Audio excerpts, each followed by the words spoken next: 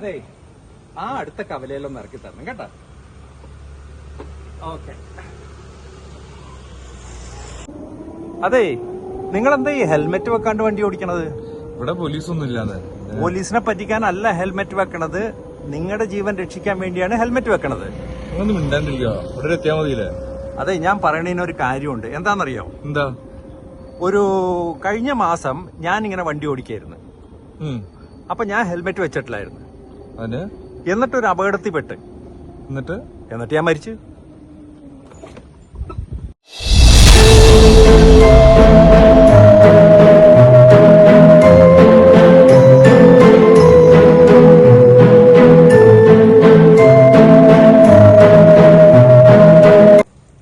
Two wheeler ഓടിക്കുന്നവരും പുറകിലിരിക്കുന്നവരും നിർബന്ധമായി helmet ധരിക്കണം. മനസ്സിലായോ എന്താ കാര്യം എന്നറിയോ?